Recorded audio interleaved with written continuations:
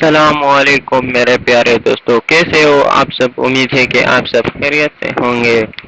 اس سے پچھلے ویڈیو میں ہم نے اسلام میں گداگری کی مذمت کے بارے میں پڑھا تھا اور وہ سبق ہم سے آدھے میں رہ چکا تھا۔ اب اس کے اگلے پارٹ کے بارے میں پڑھیں گے۔ چلو شروع کرتے ہیں اس ویڈیو کو۔ اس حدیث سے صاف معلوم ہوتا ہے کہ جہاں تک ممکن ہو سائل کو سوال کرنے سے روکا جائے اور سوال کرنے کی برائی اور محنت و مشقت کی خوبی اس کے ذہن نشین کی جائے، مگر اس زمانے کی سائلوں کی بے غیرتی اور رفتائی اتنی حد سے گزر گئی ہے کہ کسی فہمائش یا ممانعت کا ان پر کوئی اثر نہیں ہو سکتا۔ نظر بحالت موجودہ ہمیں اس کے سوا کچھ چارہ نہیں ہے کہ غیر مستحق سائلوں کی دادوہش سے ایک قلم ہاتھ روک لیا جائے اور جہاں تک ہو سکے مستحقین کی امداد کی جائے جو باوجود استحقاق کے کسی سے سوال نہیں کرتے یا جو سخت مجبوری اور ناداری کی حالت میں سوال کرتے ہیں۔ غیر مستحق سائلوں کے ساتھ کوئی سلوک اور کوئی بھلائی اس سے بڑھ کر نہیں ہو سکتی۔ ان کو اس بے غیرتی اور بے شرمی کے پیشے سے باز رکھا جائے۔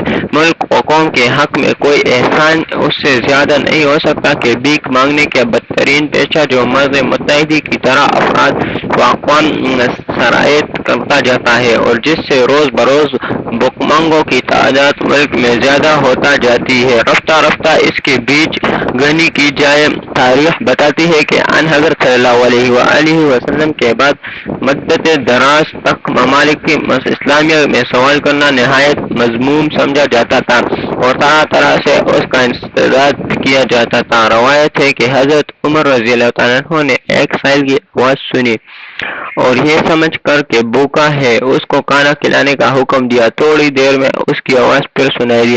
معلوم ہوا کہ یہ وہی سائل ہے جو اور کھانا کھانے کے بعد اب پھر مانگتا ہے۔ آپ رضی اللہ تعالیٰ عنہ نے اس کو بلوایا اور دیکھا کہ اس کی جھولی روٹیوں سے بھری ہوئی ہے۔ آپ رضی اللہ تعالیٰ عنہ نے جھولی کا ایک سرا پکڑ کر اس کو اونٹوں کے آگے جاڑ دیا اور فرمایا، تو سائل نہیں، تو تاجر ہے۔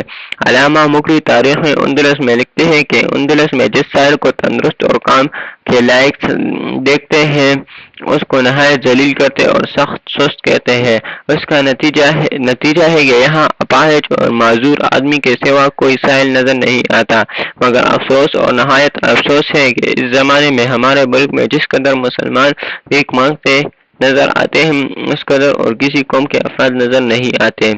پس سب سے پہلے مسلمانوں کا فرض ہے کہ اپنے اپنے حدود اور اختیارات میں جہاں تک ان کے دستر ہو اس نالائق اور بری رسم کا انسداد کریں۔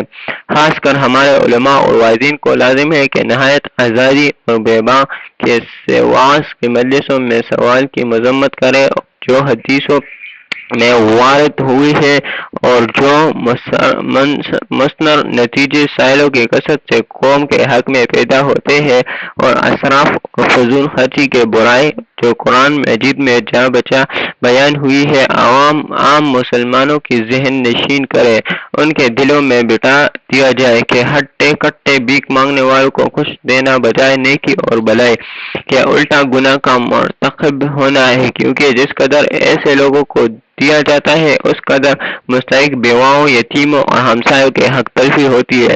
اس قدر بھیک مانگنے کا ناپسندیدہ طریقہ زیادہ رواج پاتا ہے اور اسی قدر قوم کے کام کے آدمیوں کی کمی ہوتی ہے۔